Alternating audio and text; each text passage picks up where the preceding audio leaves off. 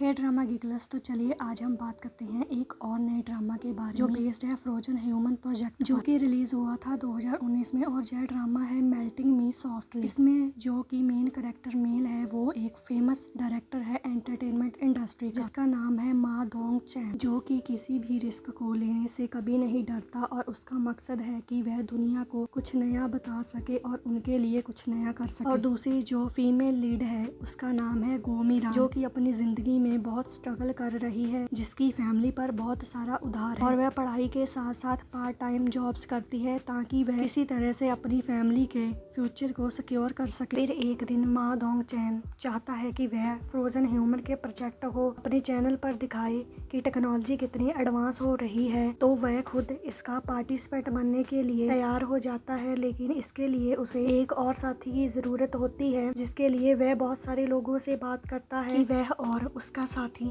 24 घंटे के लिए फ्रोजन कैप्सूल में रहेंगे, जिससे वह दुनिया को एक नया रेवोल्यूशन देंगे ताकि बहुत सारी बीमारियों का इलाज किया जा सके जिनका इलाज अभी मुमकिन नहीं है। लेकिन इसके लिए कोई भी नहीं मानता। वह चैनल के डायरेक्टर से भी बात करता है, लेकिन पहले तो वो भी नहीं मानते। फिर जब वह समझते हैं कि इससे दुनिया में कुछ नया होगा तो वह मान जाते हैं। जब फ्रोजन कैप्सूल में जाने के लिए कोई नहीं मानता, तब चैनल के डायरेक्टर गो मी-रान से बात करते हैं कि वह उसे इसके लिए पे करेंगे, तो वह ज्यादा अमाउंट होने के कारण मान जाती है कि वह सिर्फ 24 घंटों के लिए ही फ्रोजन कैप्सूल में रहेगी। फिर जब वह दोनों लैब में जाते हैं तो वहाँ कुछ और भी लोग कैप्सूल्स में मौजूद होते हैं। मा दोंग चैन अपने साथियों से कहता है कि वह सब कुछ रिकॉर्ड करें। जब प्रोफेसर उन दोनों को कैप्सूल्स में भेज देते हैं तो वह 24 घंटे होने का इंतजार करते हैं, लेकिन तभी प्रोफेसर को एक अर्जेंट कॉल आता है और वह अपने असिस्टेंट को पूरी तरह से बता कर के क्या करना है वहाँ से चले जाते हैं। लेकिन रास्ते में उनकी गाड़ी एक ट्रक से टकराने से बचती है, लेकिन बाद में अचानक से उनकी गाड़ी में ब्लास्ट हो जाता है। वो जैसे कैसे गाड़ी से बाहर निकल आते हैं। जब इस बात का पता उनके असिस्टेंट को चलता है कि प्रोफेसर का एक्सीडेंट हो गया है, तो वह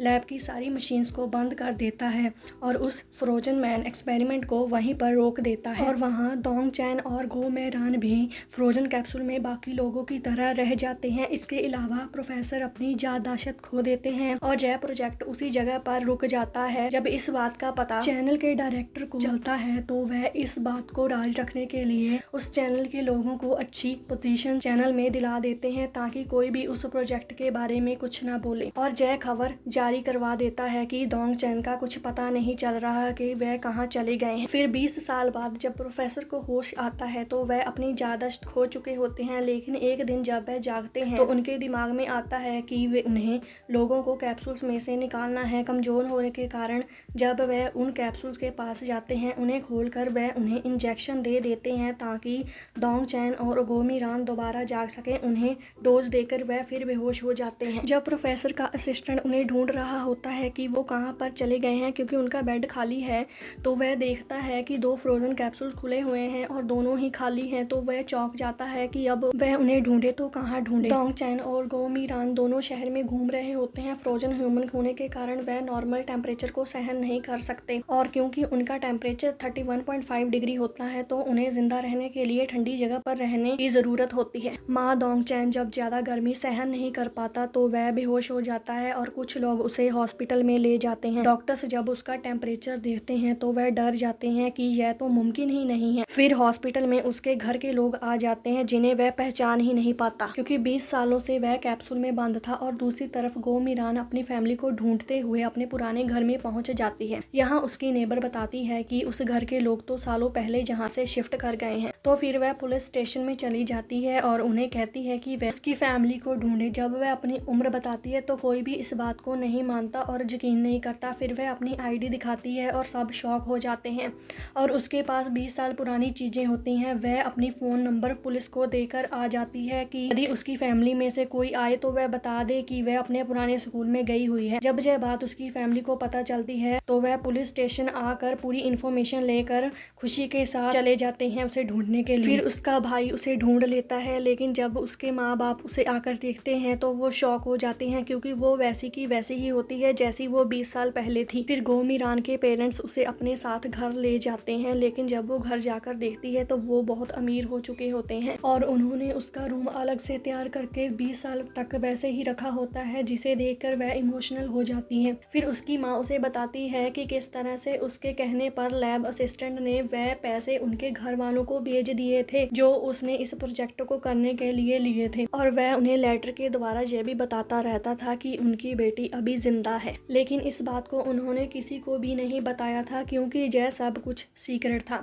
इसके बाद जब दोनों फैमिलीज इकट्ठी होती हैं कि उनका टेम्परेचर कैसे ठीक किया जाए, क्योंकि इसका इलाज सिर्फ प्रोफेसर के पास ही है, तो वो उस प्रोफेसर को अपने पास रख लेते हैं ताकि जल्दी से जल्दी उनकी याददाश्त वापस आ जाए और वह उनके बच्चों का इलाज कर सके। और दूसरी तरफ चैनल का डायरेक्टर, जो कि अब प्रेसिडेंट बन चुका होता है, जब उसे इस बात का पता चलता है कि अब डोंग चैन वापस आ चुका है तो वह डर जाता है कि अब लोगों को उसके झूठ का पता चल जाएगा। माँ डोंग चैन चैनल में आकर लाइव होकर सारा सच बता देता है कि वह फ्रोजन ह्यूमन है और किस तरह से 20 साल बाद लौट कर भी वह उसी एज का है। तो पब्लिक शॉक हो जाती है। और क्या प्रोफेसर की याददाश्त वापस आ पाएगी? इन तीनों को जिंदा रहने देगा? और फिर क्या प्रोफेसर एंटीडोट देकर गो मीरान और डोंग चैन को नॉर्मल ह्यूमन बना पाएंगे? अगर आप यह जानना चाहते हैं तो इस ड्रामा को जरूर देखना। पर्सनली मुझे यह ड्रामा बहुत अच्छा लगा कि किस तरह से दो लोगों की जिंदगी पूरी तरह से बदल जाती है एक एक्सपेरिमेंट के कारण। किस तरह सिर्फ ये 24 घंटों का एक्सपेरिमेंट 20 साल तक पहुंच जाता है। जब वह अपनों को बूढ़ा देखते हैं तो किस तरह वह अंदर से दुखी होते हैं कि वह उस समय उनके साथ नहीं थे जब उनकी फैमिलीज को उनकी जरूरत थी। तो अब हम बात करते हैं ना हा योंग की, जो कि एक न्यूज एंकर है